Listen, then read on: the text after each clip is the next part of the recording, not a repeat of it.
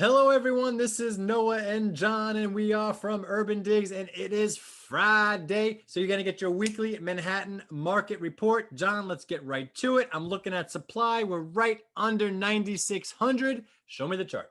Yeah, there you go. It's a 1% increase from the week before. And as you said, Noah, we are right below 9,600. That's the previous record set during the great financial crisis. So we are probably going to cross that.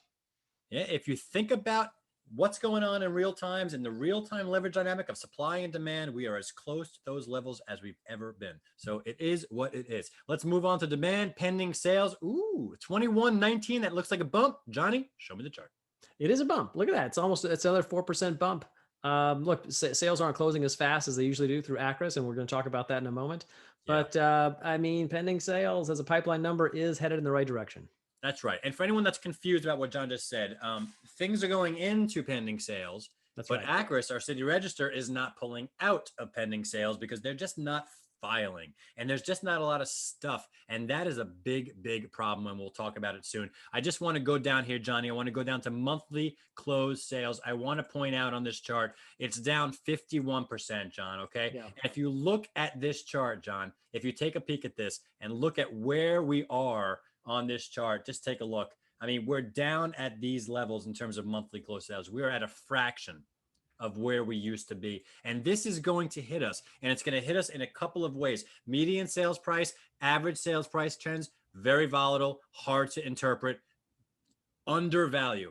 Listing discount, you could look at that. That is good. But those comps, John, those comps that the agents look at to try to price things for their sellers and for their buyers, they're not coming in. And the agents are going to notice that over time. And they're going to realize, oh my God, I used to go back 6 months. I used to go back a year. I used to have 5 things, 10 things. Now I got 1. Now I got 2. And they're not relevant. So that is the problem. You're exactly right. So let's move on to the 1 week trend, John. I just wanted to point that out. I'm going to go to 1 week active inventory. Ding, ding, ding. Where we come in, 355. John, show me the chart.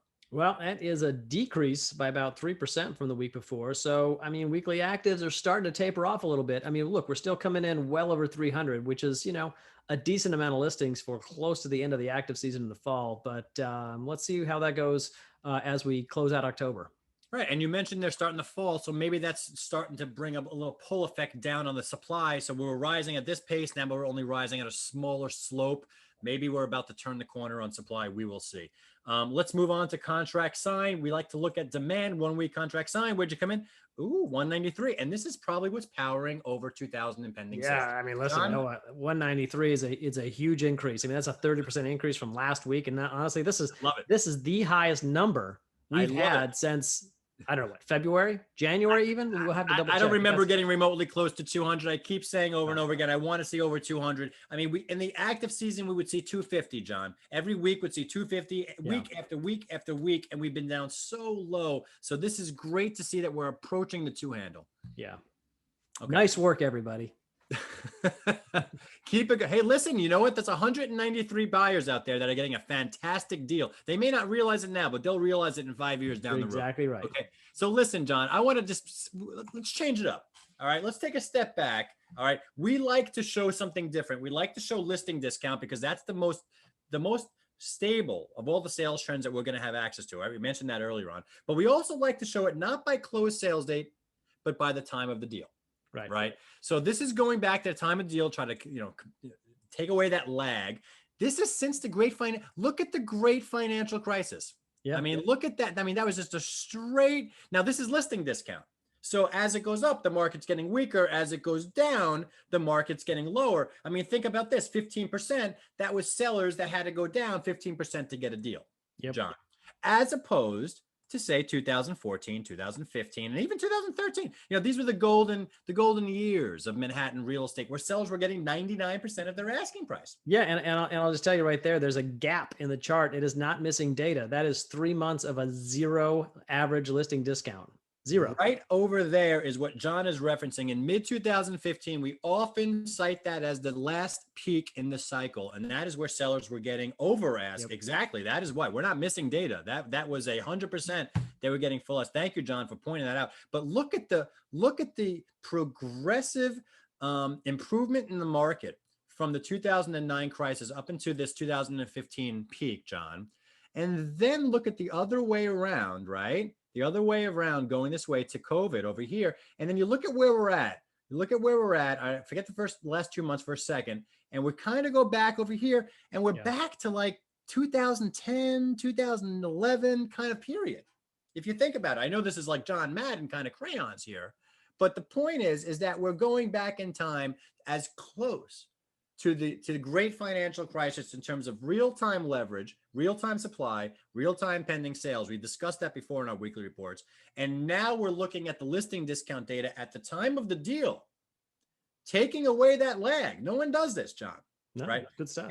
And we're back at 2010, 2011. So here we are at 7.5%. Okay, that's where people are getting a deal now. They were getting 8 or 9% back in April, May, and June. Right. So do you see anything else here, John, that you want to talk about?